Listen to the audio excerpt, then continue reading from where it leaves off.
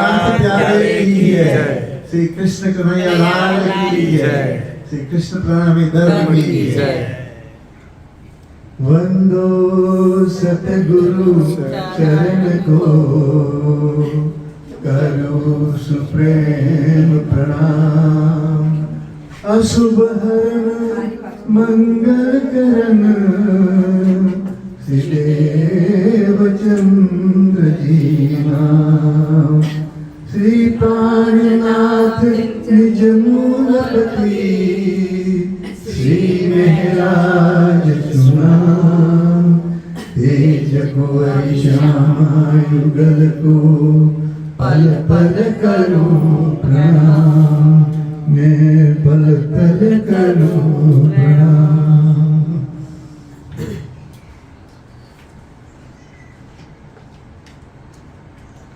परम पूज्य परम आदरणीय आचार्य श्री 108 श्री मंगलधामना गादीपति श्री मोहनभाई प्रियाचार्यजी महाराज, हमेशा एमनो साथ આપનાર યુકે રિટર્ન તિલક ચૈતન્ય શાસ્ત્રીજી અને વાલા સુંદર સાહેબ, આપ સૌનું હું હાર્દિક સ્વાગત કરું છું। આજે ઘણા લાંબા સમયે આપણે અહીંયા આ સત્સંગમાં ભેગા થયા છે। વચ્ચે પેન્ડેમિકના લીધે બધું લોકડાઉન થઈ ગયું હતું અને આજે 5 વર્ષ પછી ગુરુજી આપને ત્યાં પધાર્યા છે।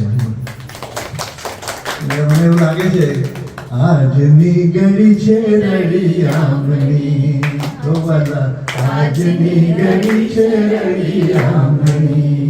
हो मारा गुरुजी पधारानी, वधामणी हो धीरे, वधामणी हो धीरे।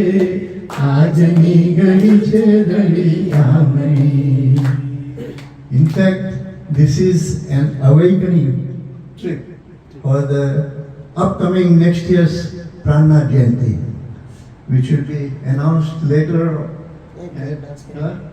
I think it has been announced that it will be in Houston in August, right? August. So let's all get ready. બધા તન મન ધનથી સાથ આપજો તો આપણે એક શાનદાર અને યાદગાર પ્રસંગ બનાવીએ। કારણ કે સાથી હાથ बढ़ाना, साथी हाथ बढ़ाना, एक अकेला थक जाएगा, मिलकर हाथ बढ़ाना। साथी हाथ बढ़ाना, साथी हाथ बढ़ाना, साथी वे साथी हाथ बढ़ाना। तो आशा રાખું છું કે આપ બધાનો તન મન ધનથી સાથ મળી રહેશે ને આપણે બહુ શાનદાર બીજા બધે પણ બધામાં ઉમંગ આવી ગયો છે। આપણે લગભગ અત્યાર સુધી 13 પ્રાણના જયંતિ થઈ ચૂકી છે and this will be the 14th and હવે પછીથી જે પહેલાનો જે દોર હતો કે દર 2 વર્ષે આપણે કરતા હતા એ આપણે ચાલુ રહેશે એવી આશા રાખું છું।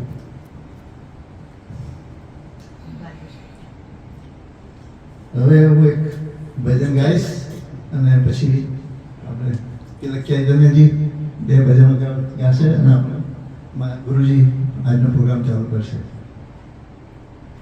मैं द्वार खोल कर बैठा हूँ, तुम आना हो भगवान। मैं द्वार खोल कर बैठा हूँ, तुम आना हो भगवान। तेरे बिन मन मंदिर मेरा, तेरे बिन मन मंदिर मेरा, सुना पड़ा सुनसान रे। तुम आना हो भगवान। मैं द्वार खोल कर बैठा हूँ, तुम आ जाना भगवान। रीत पूजा की याद नहीं है, रीत पूजा की याद नहीं है। क्या चढ़ाऊं प्रसाद नहीं है, क्या चढ़ाऊं प्रसाद नहीं है। तुम हो दाता मैं हूँ भिखारी, तुम हो दाता मैं हूँ भिखारी, क्या मैं दूँ बलिदान रे, तुम आना हो भगवान। मैं द्वार खोल कर बैठा हूँ, तुम आ जाना भगवान।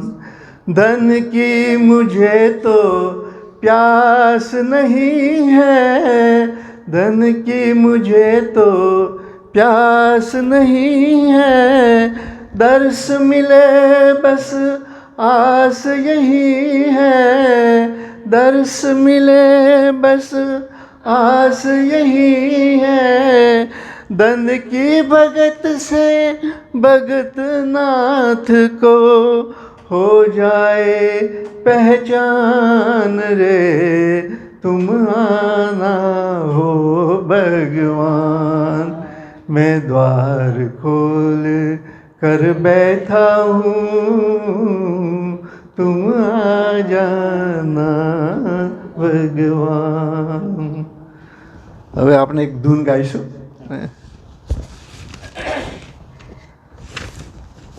राज श्यामा राज श्यामा राज श्यामा कही श्री राज श्यामा राज श्यामा राज श्यामा कही। जे ही बिद राखे धन जीते ही बिद रहिए। बंधो सतगुरु चरण को करु धनि प्रेम प्रणाम। अशुभ हरण मंगल करण श्रीदेव चंद्र जी नाम। श्री प्राणनाथ निज मूलपति श्री मेहराज सुनाम। तेज कुंवरी श्यामा युगल को पल पल करूं प्रणाम। मंगल कृष्ण प्रणाम है मंगल धर्म प्रकाश। मंगल सुंदर साथ है मंगल धाम उजास। मंगल सुंदर साथ है मंगल धाम उजास।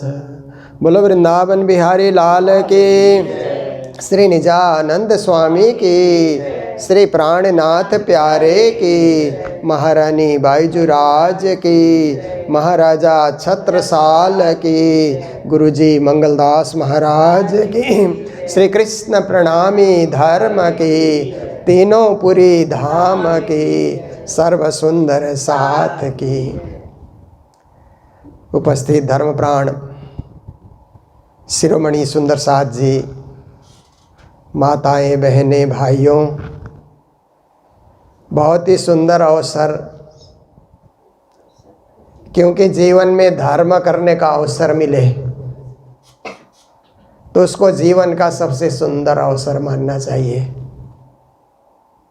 ऐसे तो जीवन में हम कर्म करते रहते हैं, कर्म करने का अवसर बार बार मिलते रहता है और धर्म करने का अवसर कभी कभार मिलता है। तो देखिए, संसार में कहा जाता है ना, एक परिस्थिति है जिसको हम बदल नहीं सकते। दुनिया की परिस्थिति को हम बदल नहीं सकते हैं, पर दुनिया में हम जीते हैं तो परिस्थिति का प्रभाव भी हमारे ऊपर होता है। जैसे दुनिया में अशांति होती है, उसका प्रभाव हमारे ऊपर हो जाता है। देखिए, दुनिया में लड़ाइयाँ होती है। कल से एक लड़ाई शुरू हो गई ना, एक लड़ाई पहले से चल रही है रूस और यूक्रेन का। अब इजराइल और पैलेस्टाइन के बीच में आप देखिए, तो जब कहीं परिस्थिति बिगड़ती है तो हम प्रभावित हो जाते हैं, क्योंकि हमें लगता है कि अब कितने लोग मारे जाएंगे। निरपराधी लोग जिनका कोई अपराध नहीं है, कोई दोष नहीं है, आराम से घर चला रहे हैं, बच्चों का पोषण कर रहे हैं, उनको भी अब मरना पड़ेगा, उनको भी गोली लगेगी। हमें दुख होता है, क्योंकि हम मानवता से प्रेम करते हैं ना। विश्व भर के मानव के साथ हम मित्रवत व्यवहार रखते हैं, चाहे हम उनको पहचाने न पहचाने, पर दुनिया में जीने का हक सबको है। और जीने के लिए जो आया है उसको असमय में मरण आ जाए वो हमसे भी सहा नहीं जाता है, हम सहन नहीं कर सकते, हम सबको दुख होता है। फिर आप देखिए, लड़ाई होती है तो महंगाई भी बढ़ती है, पूरे विश्व में महंगाई बढ़ती है, तो गरीब लोग क्या खाएंगे, कैसे रहेंगे, कैसे चलेंगे, ये भी सुन करके हमें दुख होता है। पर हम उस परिस्थिति को बदल नहीं सकते, हमारी क्षमता नहीं है, क्योंकि ये तो राजनीतिक लड़ाइयाँ है ना, देश देश की जो लड़ाइयाँ होती है वो राजनीतिक लड़ाइयाँ हैं, हम उसमें कुछ भूमिका अदा नहीं कर सकते, हम छोटे हैं, हमारी पहुंच नहीं है। और दुनिया में लड़ाइयाँ क्यों होती है? दो कारणों से। बड़ी शक्ति वाला जो होता है, बड़ा देश जो होता है, वो अपनी शक्ति का विस्तार करना चाहता है, वो बताना चाहता है कि मैं शक्तिशाली हूँ, देखो मैं कुछ भी कर सकता हूँ। और छोटे देश के लोग हैं, वो अपना अस्तित्व बचाने के लिए लड़ते हैं, फिर लड़ाइयाँ होते रहती है। एक को अस्तित्व बचाना है, एक को विस्तार करना है, शक्ति का विस्तार करना है। तो ऐसी परिस्थिति को हम देख करके हम द्रवित हो जाते हैं, चिंतातुर हो जाते हैं, सोच में पड़ जाते हैं, कभी नींद भी नहीं आती बड़ी देर तक, क्या होगा दुनिया का। तो हमारे गुरुजन कहते हैं, आप परिस्थिति को नहीं बदल सकते हो तो मनस्थिति को बदलो।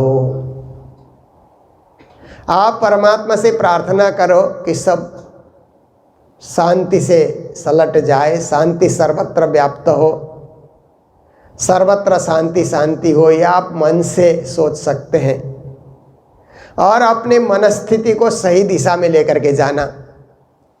परिस्थिति से संघर्ष करके कुछ मिलने वाला नहीं है, पर मनस्थिति से समझौता हम करेंगे ना तो थोड़े शांति से हम जी सकते हैं, और जितने लोग मिलते हैं उनके साथ अच्छा व्यवहार हम कर सकते हैं। मनस्थिति को बदलना हमारे हाथ में है, परिस्थिति को बदलना हमारे हाथ में नहीं। जो अपने हाथ में वही कर सकते हैं, उससे आगे हम क्या कर पाएंगे? कुछ नहीं कर पाएंगे। तो मनस्थिति को बदलने के लिए और एक शब्द है, प्रिय शब्द है, उपस्थिति बोलते हैं ना। उस मनस्थिति को कैसे बदलें, कहाँ बदलें, किस रूप में बदलें, कौन बदलेगा? तो जब हम मंदिर में अपनी उपस्थिति देते हैं, घर में हमारा मंदिर है, सुंदर सजा हुआ है, वहाँ हमारी उपस्थिति हो जाती है। प्रातः काल, सायं काल, दिन में भी आते जाते उनके सामने से हम आ जा रहे हैं तो उपस्थिति, जैसे स्टूडेंट स्कूल में जाते हैं ना तो उनकी उपस्थिति ली जाती है ना, अटेंडेंस। और कॉलेज में तो मैंने देखा, मैं कॉलेज पढ़ता रहा तो मेरे साथ कालिम्पोंग कॉलेज में 150 विद्यार्थी से 7 सहपाठी थे हम लोग क्लास में। पर जब उपस्थिति ली जाती थी तो जो लेक्चरर लेता है तो 150 का नाम लेने में तो कितना टाइम उसका चला है, पट पट पट नाम बोलता है।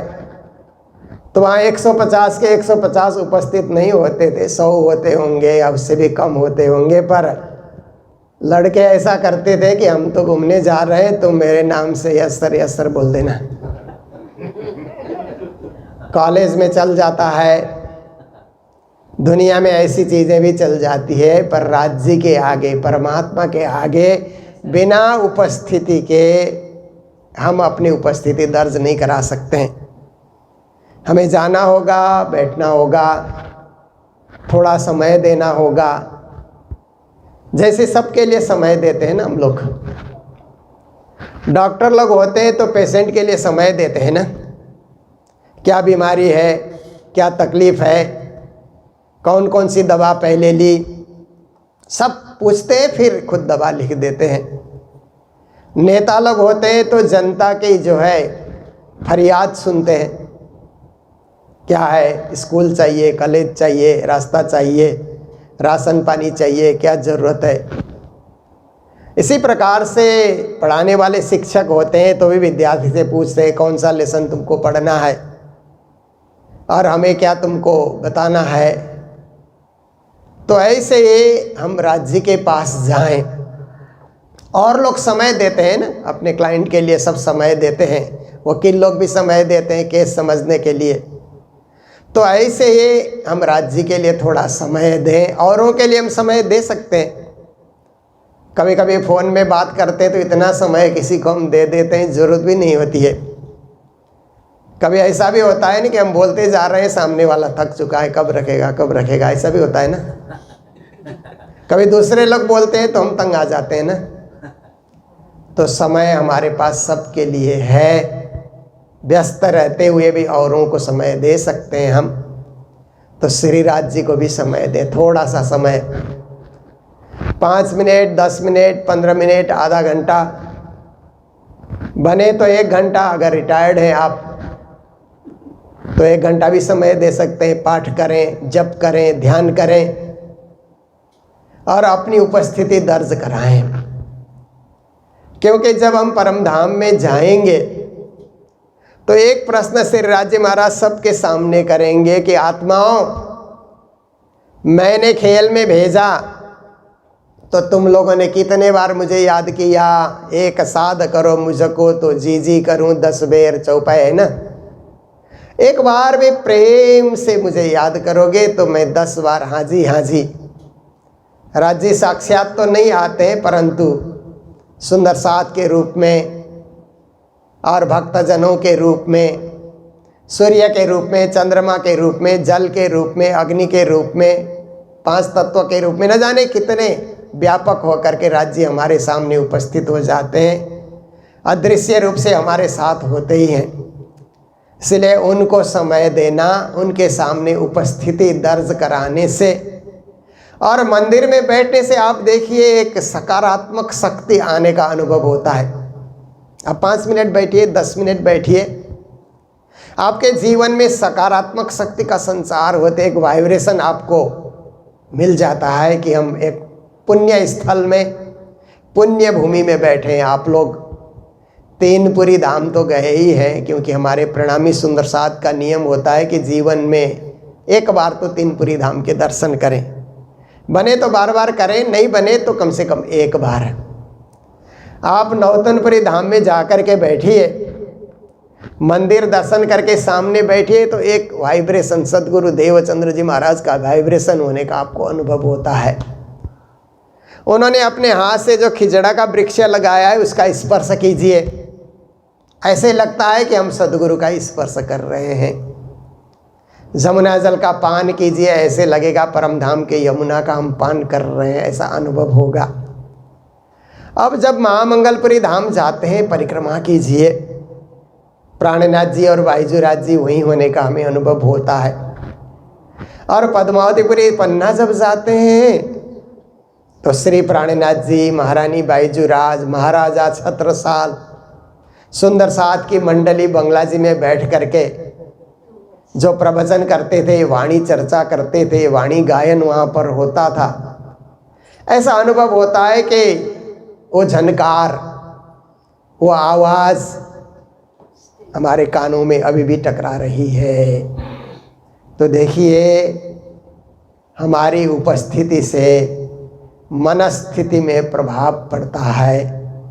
मनस्थिति एकदम हमारी सुदृढ़ हो जाती है। फिर परिस्थिति कैसे भी हो, पर मनस्थिति को हम दृढ़ बनाएंगे, मन हमारे कंट्रोल में है तो हम अपने आप को संभाल सकते हैं और सही दिशा दे सकते हैं। क्योंकि जीवन में 2 चीज़ सुधारने की होती है, एक है जीवन की दशा और जीवन की दिशा।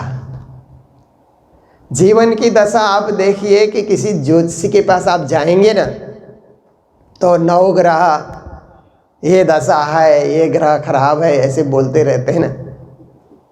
और जीवन की दशा हम भौतिक रूप से अनुभव करें तो बीमारियां हैं, इस शरीर के साथ कई कई बीमारियां हैं। तो बीमारियों को रोकने के लिए अपने खान पान को भी सुधारना पड़ता है, अपने जीवन शैली को भी सुधारना पड़ता है। तो आप देखिए कि ये सब चीज़ें जो जीवन के साथ चल रहा है, उनसे अपने आप को सुधारना और अपने आप को सही दिशा देना, ये मनस्थिति ठीक होने से ही होता है। तो श्री प्राणनाथ जी महाराज वाणी में कहते हैं, तू आपे न्यारी होता है, प्यो नहीं तुझसे दूर, पर्दा तू ही करता है, अंतर न आड़े नूर। कहते हैं मैंने आपको दूर नहीं किया, तो खुद ही दूर हो रहा है। इसका अनुभव इस देश के बच्चों को देख करके मुझे लगता है। माँ बाप कहते हैं हमारे साथ ही रहो, हमारे साथ ही रहो, हमारे साथ ही बने रहो, क्योंकि आपके लिए तो हम हैं। हमने सारा जीवन आपको बड़ा करने के लिए, पढ़ाने के लिए ही तो जीवन लगा दिया, इसलिए आप हमारे साथ रहें, बने रहें। माँ बाप कभी बच्चों को दूर करना चाहते ही नहीं हैं, पर बच्चे अपने आप दूर हो जाते हैं, अपने आप घर ढूंढ लेते हैं, अपने आप परिवार ढूंढ लेते हैं। देखिए, तो प्राणनाथ जी की वाणी या चरितार्थ होते, तू आपे न्यारी होता है, प्यो नहीं तुझसे दूर। माँ बाप तेरे से दूर नहीं है, तू खुद व खुद दूर हो रहा है। राज्य हमसे दूर नहीं है, राज्य से हम खुद ही दूर हो रहे हैं। हम अपने कार्यों से, अपनी जीवन शैली से, कभी कभी तो क्या होता है कि घर में राज्य का मंदिर है, सजाया है, घर से बाहर जाते हैं तो ऐसे उनको प्रणाम करके निकलना भी हम भूल जाते हैं। पर उस समय हम हाजिरी दें, राज्य को प्रणाम करके निकलें, क्योंकि जीवन का कोई भरोसा नहीं है। प्राणनाथ जी महाराज कहते हैं ना, नहीं भरोसा खीन को बरस मास और दिन न, ये तो दम पर बांधिया फिर भी भूले जात भजन न। पल भर का भरोसा नहीं है तो 1 साल का भरोसा हम नहीं कर सकते, 1 महीने का भी, 1 दिन का भी भरोसा नहीं हो सकता है, तो पूरे जीवन का भरोसा कैसे है। तो कहते हैं हम उनके भरोसे हो जाएं।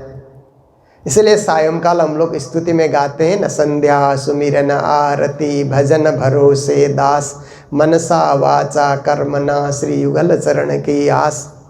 संध्या काल में हम परमात्मा का स्मरण करें, गौरी के आरती गाएं और उनके भरोसे हो जाएं। तेरे भरोसे मेरी गाड़ी, तू जाने तेरा काम जाने। हे राज्य महाराज, हे परमात्मा, हे धाम धनी, हे पुरुषोत्तम, मेरे जीवन की गाड़ी आपके भरोसे है। हम गाड़ी चला रहे हैं परंतु सहायक आप बने हुए हैं। हम जीवन की गाड़ी चला रहे हैं फिर भी सहायक आप बने हुए हैं। जैसे आप देखिए, कृष्ण ने अर्जुन को कहा, क्योंकि गीता की बातें आप सुन रहे थे, तो गीता और भागवत हमारे प्राणनाथ जी की वाणी को पुष्टि करने वाले महान ग्रंथ हैं। तो गीता में आप देखिए कि अर्जुन तो परिस्थिति से घबरा गए ना, मनस्थिति भी उनकी बिगड़ गई, अब क्या करें क्या न करें। तो गांडीव धनुष को भी उन्होंने छोड़ दिया, हाथ से छूट गया, रोंगटे खड़े हो गए और शरीर में कंपन शुरू हो गया, डर गए, वो मुख भी सूख गया उनका कि कुछ बोले कृष्ण के सामने मुख सूखा जा रहा है। क्यों कि सामने सारे अपने गुरुजन खड़े हैं, बंधु बांधव खड़े हैं, मित्रजन खड़े हैं, जिनके साथ खेले हंसे बड़े हुए पड़े, जिनके साथ ऐसे ऐसे सब लोग युद्ध के लिए खड़े हैं और उनके साथ बाण प्रहार करना है। तो अर्जुन ने कहा, हे श्री कृष्ण, मेरे से युद्ध नहीं होगा, मैं अब युद्ध मैदान से भाग जाता हूँ, मुझे राज्य नहीं चाहिए, भीख मांग करके खाने के लिए मैं तैयार हूँ, परंतु ये लड़ाई में नहीं लड़ूंगा, ये खून नहीं मैं बहाऊंगा, मैं, मुझे क्षमा कर दीजिए, मैं युद्ध से निकल जाऊंगा। कृष्ण ने देखा अर्जुन ही भाग जाएगा तो धर्म की रक्षा कैसे होगी। मोहग्रस्त होकर के मेरे अपने जन है, ये तो सब किस पक्ष में है, कौरव के पक्ष में है, जो अन्याय कर रहा है, अत्याचार कर रहा है, उसके पक्ष में ये सब लोग हैं।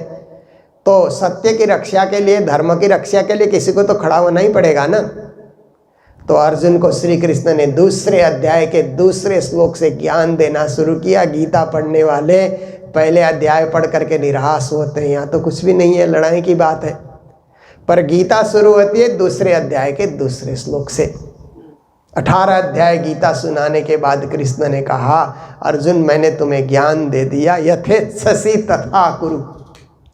कब तेरी इच्छा है, मैदान से भागना है तो भाग सकते हो, लड़ना है डटना है तो डट सकते हो, मैंने तो ज्ञान तुमको सुना दिया। तो अर्जुन कहते हैं करिष्ये वचनम तब, आपके वचन का पालन होगा, मैं युद्ध करूंगा। तो कृष्ण ने कहा माम अनुस्मर युद्ध च, तुम युद्ध करो पर मेरा स्मरण करते हुए, मेरा ध्यान करते हुए, क्योंकि युद्ध में ताकत मैं दूंगा, लड़ना तुमको होगा, ताकत मैं दूंगा। ऐसे ही हम श्री राज जी के चरणों में आ जाते हैं तो ताकत राज जी देते हैं, लड़ना हमको पड़ता है, कार्य हमको करना पड़ता है, हाथ पांव हमको पछाड़ना पड़ता है, पर ताकत साक्षात श्री राज जी महाराज देते हैं।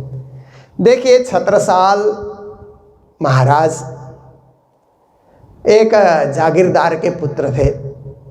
उनके पिता महाराज नहीं थे, जागीरदार थे, एक मऊ के वो जागीरदार थे। तो उन्हीं के घर में छत्रसाल का जन्म होता है और बचपन में ही उनको माता पिता गंवाना पड़ा। छत्रसाल जी ने युद्ध कौशलता सीखी बचपन में। कुछ समय वो मुगल सेना में भी रहे, कुछ समय छत्रसाल जी वीर शिवाजी के पास भी जाकर के रहे। पर शिवाजी ने कहा छत्रसाल मेरे पास ही रहोगे तो मेरा ही नाम होता रहेगा, तुम्हारा नाम नहीं होगा। मैं चाहता हूँ मेरे मित्र चंपत राय का भी नाम ऊंचा हो जाए, तुम बुंदेलखंड लौटो और बुंदेलखंड की स्वतंत्रता के लिए लड़ो। छत्रसाल जी ने कहा मेरे पास तो सेना भी नहीं है, संपत्ति भी नहीं है। कहा साहस बटोरो और तुम जाओ।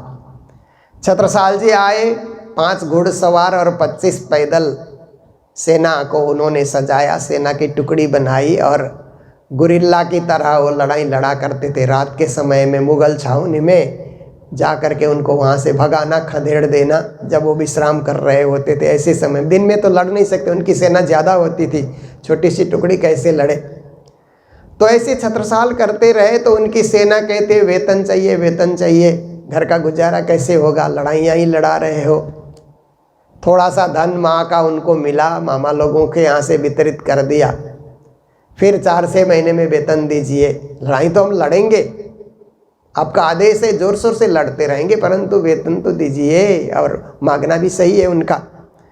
तो छत्रसाल जी ने कहा मैं किस काम का शासक, छोड़ देता हूँ, ये छोड़ करके मैं संन्यास धारण करता हूँ। जंगल में चले गए। तो जंगल में जाने के बाद एक सन्यासी ने उनको सिक्का दिया। ये अभी तक में हम लोग लंबी कथा सुनाते हैं। तो बाद में 12 साल के बाद प्राणनाथ जी मिलते हैं।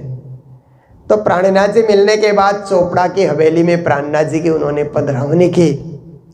तो उस समय छत्रसाल जी ने कहा तन मन धन अर्पण कियो सब तुम पे श्रीराज, मन भावे सोई करो हाथ तुम्हारे लाज। का छत्रसाल अपना तन मन धन श्री प्राणनाथ जी के चरणों में अर्पण कर रहा है। अब आप जो चाहो सो करो, मैंने राज्य भी आपको सौंप दिया। तो प्राणनाथ जी ने कहा तुमने सौंपा और मैंने तुमको ही आशीर्वाद स्वरूप बख्शिश किया। जैसे छोटे बच्चे माँ बाप को मिठाइयाँ देते तो माँ बाप उनको ही लौटा देते हैं ना। तो ऐसे ही प्राणनाथ जी को उन्होंने सब कुछ चढ़ाया तो प्राणनाथ जी ने बख्शिश किया। और बख्शिश करते हुए श्री प्राणनाथ जी महाराज ने कहा छत्रसाल अब तुम युद्ध के लिए जाओ, पर सदा महामती दाहिने सन्मुख बाईजुराज, ये भाव लेकर के तुम आगे बढ़ोगे तो मेरी शक्ति तुम्हारे साथ रहेगी। फिर दशहरे के दिन खिजड़ा मंदिर में तलवार भेंट की प्राणनाथ जी ने, तुम अन्याय के विरुद्ध लड़ो, अत्याचार के विरुद्ध लड़ो, पान का बीड़ा उठाने के लिए कहा। और कुछ समय छत्रसाल जी ने प्राणनाथ जी को भी साथ रखा युद्ध मैदान में। तो छत्रसाल जी को लगा पहले लड़ते तो हम अपनी शक्ति से लड़ रहे थे, अब लड़ रहे हैं तो प्राणनाथ जी की शक्ति भी मुझे मिल रही है, प्राणनाथ जी की कृपा भी मुझे मिल रही है। तो जीवन में हम लोग जो भी काम करते हैं, पहले हम करते हैं जब तक हमको पता नहीं होता है, लगता है हम कर रहे हैं, अपनी ताकत से हम कर रहे हैं। पर राज्य के सामने सिर झुका करके जब हम खड़े होते हैं तो लगता है करने कराने वाले परमात्मा ही हैं, हम तो निमित्त मात्र बने हुए हैं। इसलिए कृष्ण ने अर्जुन को कहा निमित्त मात्रम भव सभ्य साचिन, हे अर्जुन तुम निमित्त बन जाओ, सब मैं करूँगा, कराने वाला मैं हूँ। तो परमात्मा की ताकत लेने के लिए हम लोग मेहर सागर पाठ करते हैं ना, धनी की मेहर आ जाए धाम धनी हम पर कृपा बरसाएं, बरसाते रहते हैं, पर कृपा बटोरने के लिए पात्र चाहिए ना। पात्र एक पुरानी कथा मैं आपके समक्ष रखता हूँ। हम लोग गुरुजी से सीखते थे तो बहुत ऐसे छोटे छोटे दृष्टांत के द्वारा हम लोगों को बहुत सुंदर रीत से समझाते थे कि एक गांव में एक ही पानी का नलका था और सुबह सुबह माताएं पानी भरने के लिए जाती थी। तो होता क्या था कि एक नलके में सबका घड़ा भरना है, अलग अलग घड़े लेकर के माताएं जाती हैं। तो क्या करती है कि जल्दीबाजी में कोई माता तो घड़े को साफ किए बिना ही वहाँ पानी भरने के लिए रख देती है। पानी भर जाता है पर गंदा पानी आता है, घड़ा साफ किया ही नहीं है। और कुछ कुछ माताएं घड़े को टेढ़ा करके रख देती है, आधा पानी भरता है आधा घड़ा खाली ही रहता है। कुछ कुछ माताएं जल्दीबाजी में ऊंधा घड़ा करके, मुंह नीचे है ऐसे करके घड़ा रख देती है, पानी तो गिर रहा है पर उसमें जा नहीं रहा है। ऐसे ऐसे वहाँ पर माताएं अपनी क्रियाएं करती है। फिर जल्दीबाजी में भीड़ आ रही है तो घड़े को जल्दी से उठाओ तो किसी का घड़ा तो खाली ही होता है, कुछ भरता ही नहीं है, और किसी का आधा अधूरा भरा हुआ मिलता है, और किसी का गंदा पानी उसमें भर गया है, ऐसा भी मिलता है। कुछ कुछ माताएं ऐसी होती हैं कि जिनका स्वच्छ पानी पूरा घड़ा भरा हुआ है, आराम से लेकर के घर में आती हैं। तो ऐसे ही हम लोग पूजा में बैठते हैं, पाठ में बैठते हैं, प्रवचन में बैठते हैं, सत्संग में बैठते हैं। आधे अधूरे मन से बैठेंगे तो आधा अधूरा ही घड़ा हमारा बढ़ेगा।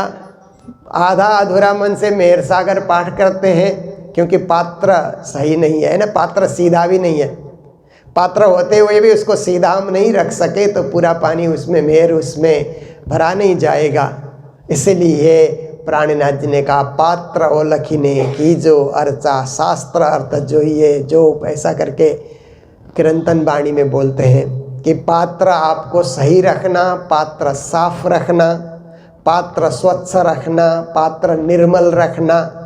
तो इसके लिए कहा तू आपे न्यारी होता है प्यू नहीं तुझसे दूर। मैंने कभी तुमको दूर नहीं किया, तेरे कर्म से, तेरी सोच से, तेरे व्यवहार से और तेरे बोली वचन से तू खुद ही दूर होता जा रहा है। मैंने कभी तेरे को दूर नहीं किया। पर्दा तू ही करता है अंतर न आड़े नूर। अगली पंक्ति में कहते हैं मेरे और तेरे बीच में कोई पर्दा नहीं है, पर्दा तुम ही डालते हो, माया का पर्दा। राज्य और हमारे बीच में ऐसे कोई पर्दा नहीं है, पर हमने ही माया का पर्दा डाला है। जिस दिन माया का पर्दा हम उठा लेते हैं तो हम हक में हक हम में हक बिना सब ख्वाब कहते हैं। हम उनके दिल में, वो हमारे दिल में। क्योंकि हमारे यहाँ कई श्रोता, हमारे ऑनलाइन श्रोता भी हैं, आप लोगों को पता है। पर एक बात मैं आपको बताऊं कि गुरुजी मंगलदास जी श्री प्राणनाथ जी महाराज के पश्चात एक परमहंस की परंपरा में अग्रगण्य परमहंस थे, जिन्होंने कालिम्पोंग में विस्तार रूप से धर्म का प्रचार करके लाखों लोगों को प्रणामी बनाया। तो एक रोज प्रवचन के दरमियान उन्होंने कहा, अरे सुंदर साथ जी, आप लोगों का आसन ऊंचा है कि मेरा आसन ऊंचा है? तो सब सुंदर साथ तो नीचे बैठे हुए थे। कहा गुरु महाराज आपका आसन ऊंचा है, हमारा आसन नीचे है। गुरुजी ने कहा मैं तो आप लोग ऊंचे आसन में बैठा हुआ देख रहा हूँ। तो सब ने आश्चर्य व्यक्त किया, कैसे, ये हो ही नहीं सकता है। तो गुरु महाराज ने कहा आप सबको मैं देख रहा हूँ तो आप मेरी आँखों में आ गए, तभी तो मैं देख रहा हूँ। आप सबकी छवि मेरे आँखों में आ गई और आप मुझे दर्शन कर रहे हो तो मेरी छवि आपके आँखों में चली गई, इसलिए मेरे आसन नीचे हो गया, आपका आसन ऊपर हो गया। देखिए कितनी गहरी बात है, गंभीर बात है कि ऐसे ही हम राज्य के सामने हो जाते हैं तो राज्य के आँखों में हमारी छवि चली जाएगी और हमारे आँखों में राज्य की छवि चली आएगी। और कभी कभी कुछ सुंदर साध कहते हैं कि पूजा तो कर रहे हैं, कभी राज्य दिखे नहीं, उसकी भी चिंता करने की ज़रूरत नहीं, वो तो हमें देख रहे हैं ना। आज हमें उन्होंने पूजा करने के सक्षम बनाया, हमने घर में मंदिर सजा लिया, पूजा के बर्तन हमने अलग से रख लिए, भोग व्यंजन हमने बना लिया, उनके श्रृंगार की चीज़ें हमने सब तैयार रखी है, चंदन पुष्प सब चीज़ हमने सजा लिया है। तो ये सब करने की कृपा वो हमारे ऊपर बरसा रहे हैं, प्रेरणा हमें अंदर से दे रहे हैं और पूजा करने में आनंद भी आ रहा है। बिना पूजा के एक दिन रहते हैं तो एकदम मन में असंतोष होता है कि आज कुछ छूट गया, ऐसा हमें अनुभव होता है। तो ये सब प्रेरणा कौन दे रहा है? अदृश्य रूप से परब्रह्म परमात्मा, पूर्ण ब्रह्म परमात्मा ही ऐसी कृपा अनुकंपा हम पर बरसा रहे हैं। इसलिए हमने प्रत्यक्ष उनको नहीं देखा, क्योंकि परमात्मा को अनुभव से देखा जाता है ना। एक देखना होता है आँखों से देखना और दूसरा देखना होता है अनुभव से, श्रद्धा से, भाव से, अनुभव से। और परमात्मा देखने के लिए फिर आप देखिए कि प्राणनाथ जी ने स्पष्ट शब्दों में कहा कि मैं सुंदर साध के हृदय में बैठा हुआ हूँ। तो जहाँ सुंदर साध दिखते हैं तो प्राणनाथ जी अप्रत्यक्ष रूप से दिखलाई दे रहे हैं, ऐसा हमको सोचना चाहिए। श्यामा जी ने अंग हो सुंदर साथ देखते हैं तो इसीलिए हम लोग क्या सोचते हैं कि सुंदर साथ दिखते हैं तो हम लोग राजश्यामा के दर्शन करते हैं उनके हृदय में। आप लोग गुरुजनों के हृदय में राजश्यामा के दर्शन करते हैं। अप्रत्यक्ष दर्शन तो हो ही रहा है और प्रत्यक्ष दर्शन हमें हो न हो उसकी चिंता भी हमें नहीं करनी है। बस हमको वो जाने, दिल से हमें पहचाने। तो इसके लिए कहा जाता है कि प्रभु राम का दरबार लगा हुआ था, तो प्रभु राम के दरबार में सभी राम भक्त वहाँ पर उपस्थित थे और वहाँ पर एक डायरी बाहर रखी हुई थी। उस डायरी में राम भक्तों का नाम लिखा हुआ था। तो हनुमान जी वहाँ से प्रवेश कर गए तो उन्होंने भी डायरी देखी तो सब लोग देख रहे थे, क्या बात है, इसमें क्या लिखा है? राम भक्तों का नाम है, हमारा भी नाम आ गया, हम लोग बहुत खुश हैं। हनुमान जी ने उलट के देखा तो उनका नाम नहीं है, जबकि हनुमान जी को लगता था मैं सबसे बड़ा राम भक्त हूँ और मेरा ही नाम नहीं है। तो अंदर प्रभु राम के पास गए निराश हो करके। तो श्री राम ने पूछा, हनुमान क्या बात है, निराश क्यों हो? सदा तो हंसते हुए तुम आते थे। तो हनुमान जी ने कहा कि बाहर एक डायरी रखी हुई है, उसमें सारे राम भक्तों के नाम है, वहाँ मेरा नाम अंकित नहीं है, इसलिए मुझे बड़ा दुख हुआ। तो श्री राम ने एक छोटी सी डायरी निकाली और निकाल करके कहा इसमें देख। तो उसमें सबसे ऊपर हनुमान जी का नाम था। तो हनुमान जी ने कहा कि उस बड़ी डायरी में मेरा नाम नहीं, छोटी डायरी में नाम कहाँ से आई? तो श्री राम प्रभु ने जवाब दिया कि देखो हनुमान, बाहर जो डायरी रखी हुई है ना, जो मुझे याद करते हैं उन राम भक्तों का नाम है, और मेरे पास जो डायरी है ना, मैं जिन भक्तों को याद करता हूँ उनका नाम इसमें आता है। तो देखिए हम राज्य को याद करते हैं, पर ऐसी रीत से हम याद करें कि राज्य भी हमको याद करने के लिए मजबूर हो जाए। हमारी भक्ति से, हमारे त्याग से, हमारी साधना से, हमारी निरंतरता से, बीमार अवस्था में भी देखिए आज शांति भाई जी हमको मिले तो हम लोगों को भी बड़ी खुशी हुई कि इस उम्र में भी जब भी हम आए यहाँ पर मिलते ही हैं। और उनके पिताजी जो धर्म गुरु थे श्री 5 पद्मावतीपुरी धाम पन्ना के, उनके भी दर्शन करने का मुझे मौका मिला। जब महारानी मंदिर में कलश चढ़ रहा था तब वो पधारे हुए थे और वहाँ भी उनके दर्शन हुए। एक बार हरिद्वार में महामती प्राणनाथ त्रिशताब्दी, प्राणनाथ जी हरिद्वार गए हुए, 300 साल का एक मेला लगा, पन्ना की ओर से ही आयोजित वो मेला था।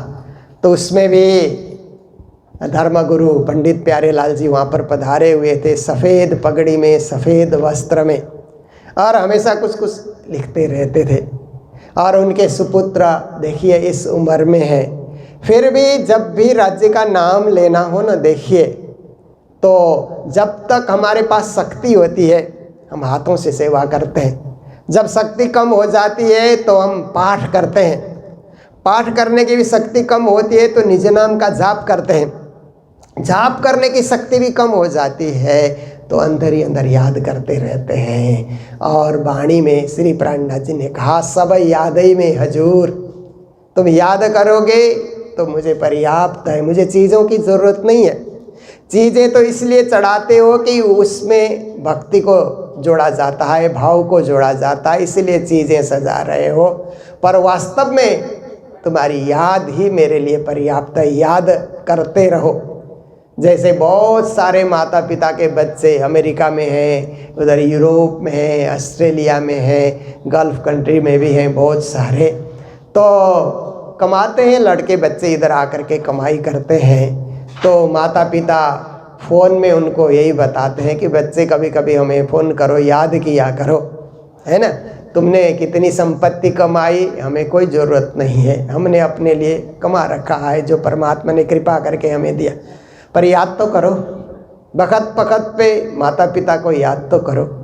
ऐसे ही पूर्ण ब्रह्म परमात्मा श्री राज जी कहते हैं, हमें याद करो, हम संतुष्ट हो जाएंगे, बाकी कुछ देने की ज़रूरत नहीं है। देना तो एक तुम्हारा जो है श्रद्धा और भाव का विषय है, हमें कुछ ज़रूरत नहीं है, बस तुम्हारी यादगिरी से हम प्रसन्न हो जाते हैं। तो हम लोगों ने आज यहाँ पर एक सत्संग में उपस्थिति दे करके उनको याद किया है, और श्री राज जी की डायरी में हमारा भी नाम आ जाए, इसके लिए हम लोगों ने प्रयास किया है।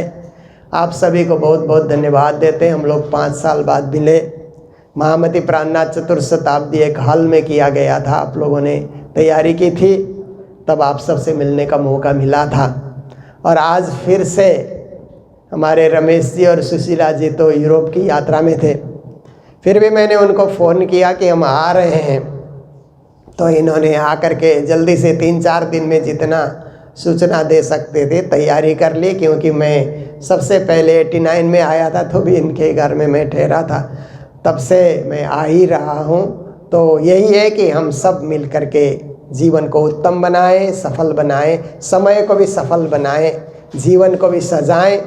जीवन सजता है भक्ति से, भाव से, प्रेम से, सेवा से, समर्पण से। तो ऐसे ऐसे गुण हम विकसित कर सकें जीवन में। इन्हीं शब्दों के साथ अभी के प्रवचन को हम विराम देने जा रहे हैं। बोलो सतगुरु महाराज की, श्री प्राणनाथ प्यारे की, सर्व सुंदर साथ की।